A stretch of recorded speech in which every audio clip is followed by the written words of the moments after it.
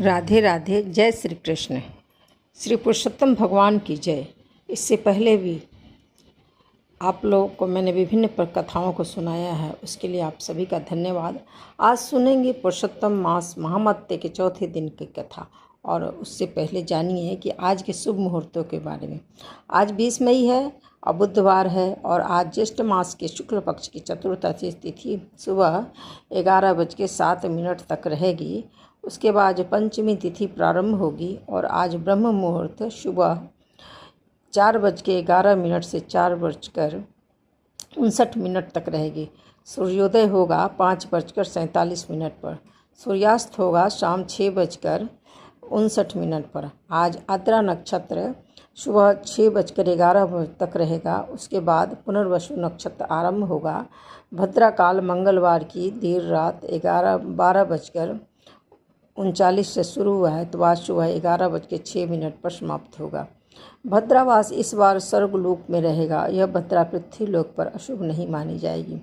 अगर आपको हमारे चैनल पर यह कथाएं अच्छी लगी तो वीडियो को लाइक और सब्सक्राइब जरूर कीजिए। तो चलिए सुनते हैं पुरुषोत्तम मास महामत्य का आज की कथा। चौथे दिन की सबसे लोकप्रिय कथा अजामिल की कथा सुनाई जाती है।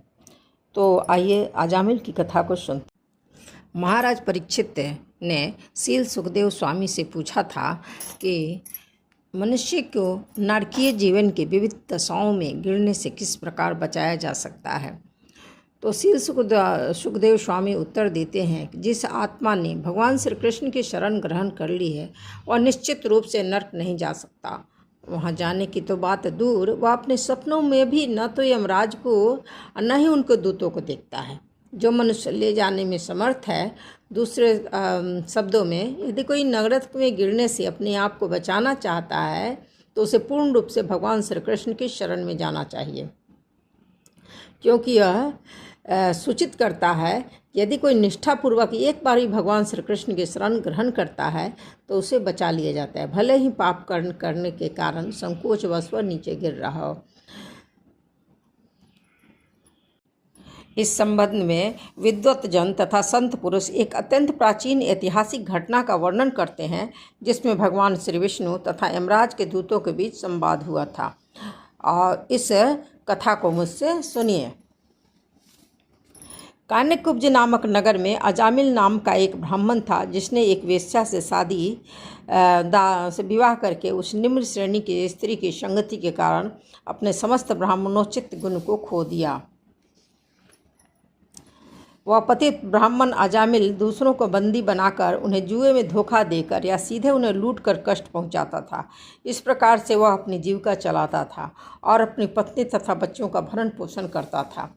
हे राजन, इस प्रकार अनेक पुत्रों वाले अपने परिवार के पालन पोषण के लिए घृणास्पद पापमय कार्यों में अपना जीवन व्यतीत करते हुए उसके जीवन के 88 वर्ष बीत गए।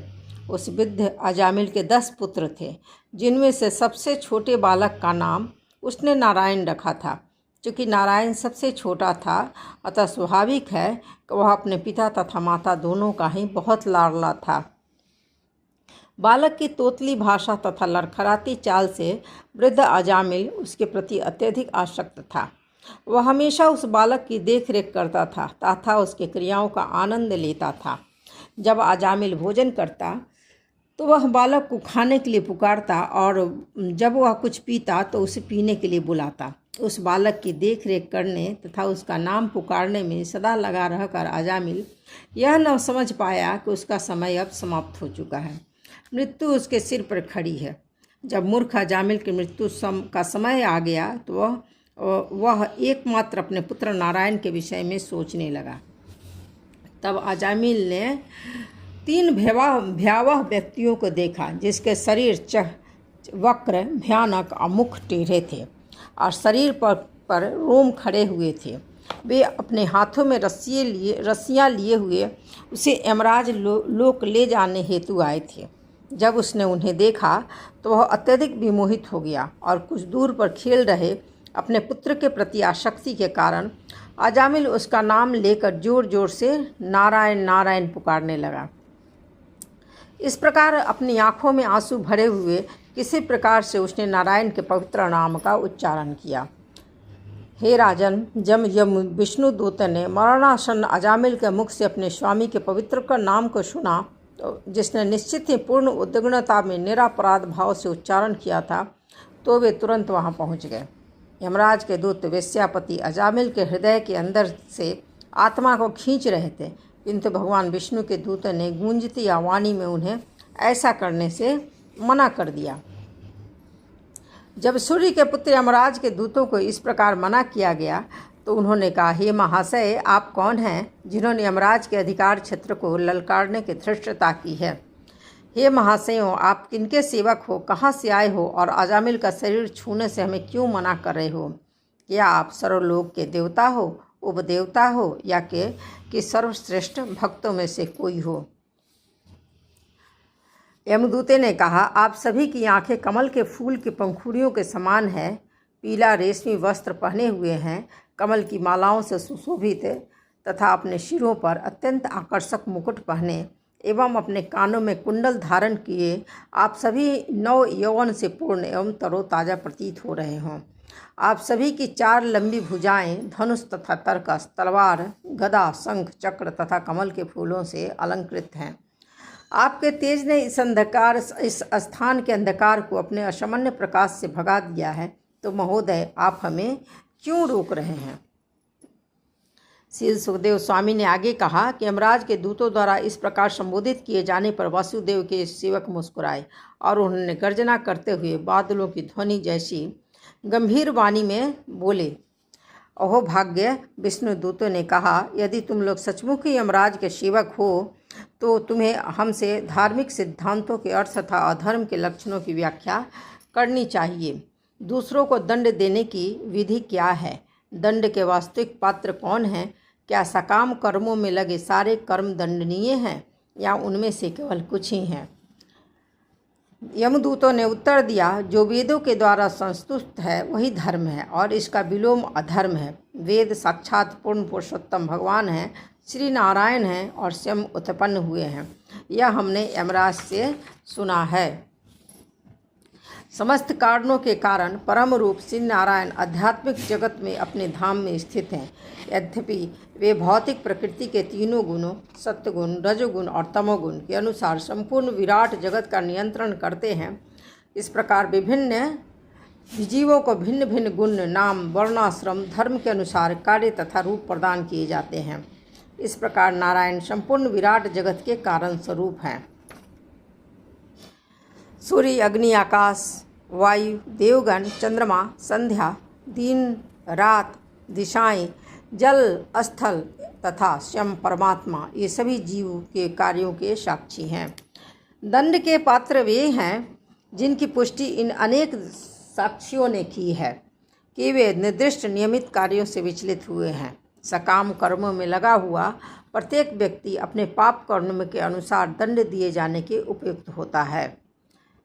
हे वैकुंठवासियों, तुम लोग निष्पाप हो, किंतु इस भौतिक जगत के अंदर रहने वाले सारे निवासी कर्मी हैं, चाहे वे शुभ कर्म कर रहे हों या अशुभ। ये दोनों प्रकार के कर्म उनके लिए संभव हैं, क्योंकि वे प्रकृति के तीनों गुणों द्वारा कलुषित रहते हैं और उन्हें तद अनुसार कर्म करना पड़ता है। जिसने भी भौतिक शरीर अपनाया है वह निष्क्रिय नहीं हो सकता। अभौतिक प्रकृति के 3 गुणों के अधीन कर्म करने वाले के लिए पाप कर्म से बच पाना असंभव है।